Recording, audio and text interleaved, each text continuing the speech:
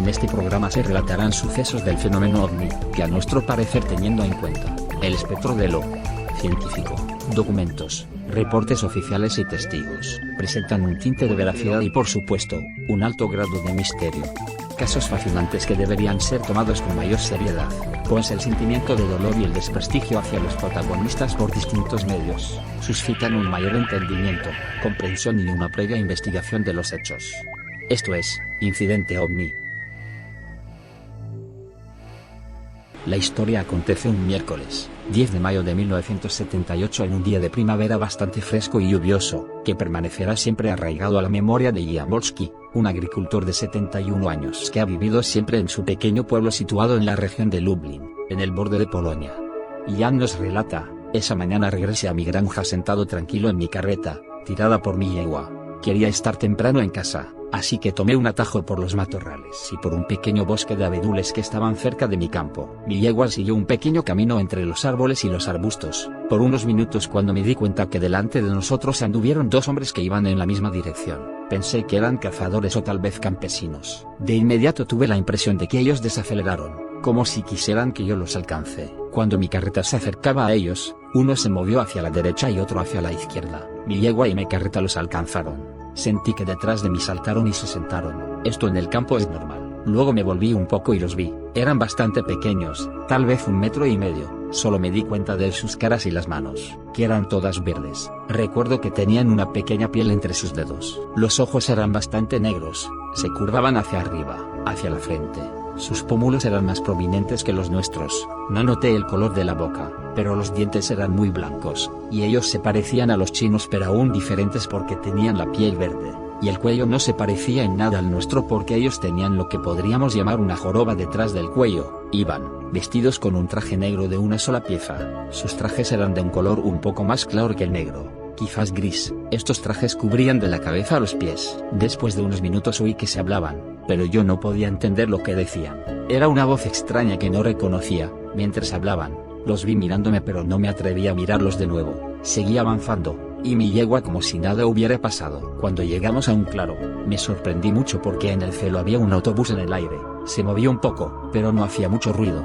Mi yegua no tenía miedo, así que continuamos avanzando por el camino que se dirigía al claro. Cuando estábamos a unos 20 metros del lugar donde el vehículo flotaba por encima, me señalaron con las manos que yo tenía que parar.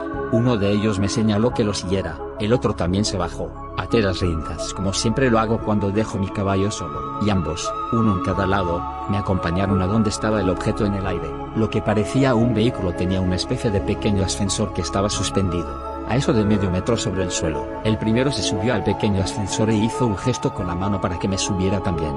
Así que subí con él. Se levantó rápido, de un solo golpe, sin agitación.